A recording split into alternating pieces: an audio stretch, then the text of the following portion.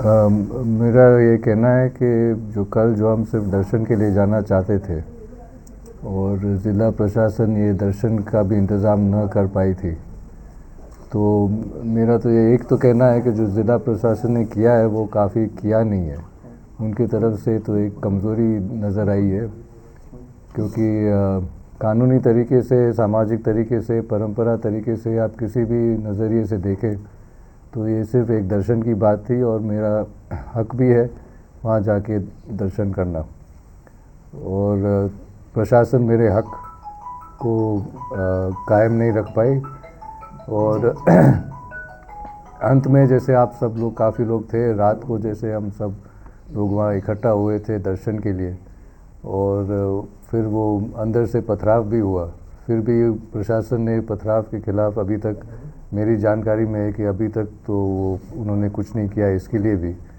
और जहाँ तक अंदर जाने की बात थी दर्शन के लिए, वो ऐसे ही कह रहे थे कि हम गेट कैसे खोलेंगे। तो अभी जो है उन्होंने नोटिस, कल रात को नोटिस दिया है कि सेक्शन 145 के तहत उस प्रॉपर्टी को सीज़ करने। और कल रात वो कह रहे थे हमारे पास एडिक्वेट फोर्स नहीं है कि हम अंदर जाएं और सीज़ करें, इसलिए उन्होंने कहा वो आज फोर्स मंगा रहे हैं। तो अब ये देखने की बात है, ये प्रशासन जो नोटिस उन्होंने लगाया है उस पर वो काम करे कि नहीं करे। अब आप देख सकते हैं कि पथराव हुआ है, और जो पारंपरिक और कानूनी हक है मेरा, उसका भी वो हक भी नहीं है, नहीं मिल रहा है मुझे। और प्रशासन कह रही है हम क्या करें, गेट कैसे खोलें। तो अब आप खुद अंदाज़ लगा दें कि ये एक वाजिब कारण है या एक बहाना है।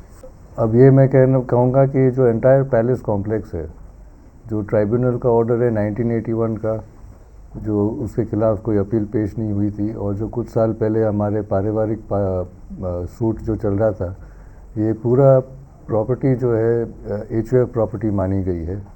और लेट महाराणा भगवत सिंह जी ने भी अपने वसीयत में ये जो HUF के डिक्लेरेशन है उसको माना है। तो जहाँ तक वसीयत की बात है, अगर कोई वसीयत की बात करे तो वसीयत की बात सिर्फ एग्जीक्यूटर कर सकता है, और वो आज के दिन अरविंद सिंह जी हैं। और बाकी कोर्ट ने तय कर दिया है, ट्राइब्यूनल ने तय कर दिया है कि ये पारिवारिक संपत्ति है, और जहाँ पूजा का स्थल है आप वैसे भी नहीं रोक सकते हैं।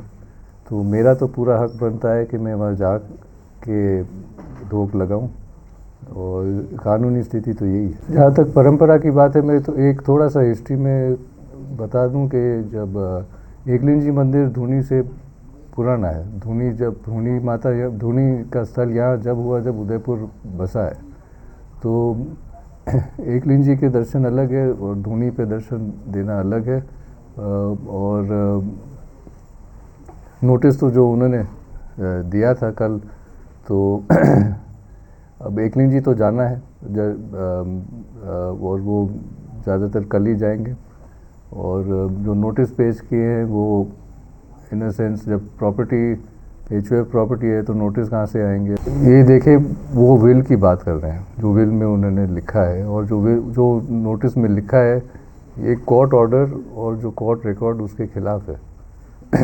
तो इसीलिए आप, ये क्रिमिनल ट्रेसपास कैसे हो सकता है जब पूरी संपत्ति HUF प्रॉपर्टी है, मैं परिवार का सदस्य हूँ, तो मेरे तरफ से तो क्रिमिनल ट्रेसपास कैसे हो सकता है। कोई दर्शन दे के वापस आ रहा है, वो क्रिमिनल ट्रेसपास कहाँ से हुआ। एकलिंग जी मंदिर की बात है, आप मंदिर को कैसे बंद कर रहे हो, और मंदिर में कौन सा क्रिमिनल ट्रेसपास, हम तो दर्शन दे के वापस आएंगे। अब तानाशाही है, अगर मैं नहीं कर पाता हूँ तो ये तो प्रशासन के फेलियर है। और ऐसे नोटिस भेज करना, और ये जो अखबार वाले ऐसे नोटिस छाप भी लेते हैं कि ये तो एक अंग्रेजी में कहें अब्सर्ड है कि कोई मंदिर में क्रिमिनल ट्रेसपास कैसे कर सकता है। वो तो मंदिर में तो दर्शन के लिए ही जाएंगे। कानून व्यवस्था के लिए मैं एक बात तो ज़रूर कहना चाहता हूँ कि एक तो मैं सबको धन्यवाद देता हूँ कि आप सब लोग ने मुझे साथ दिया, और मुझे खुशी है कि मेवाड़ के लोग गलत चीज़ के खिलाफ आवाज़ उठा रहे हैं। लेकिन आवाज़ उठानी है, लेकिन कानून को अपने हाथ में नहीं लेना है, वो तो मैं स्पष्ट कर देता हूँ। और धूनी का दर्शन, अगर ये पहले फर्स्ट स्टेप है जो कलेक्टर ने कहा कि हम प्रॉपर्टी 145 में लेते हैं, तो एक कदम वो है, फिर उसके बाद देखते हैं आगे दर्शन।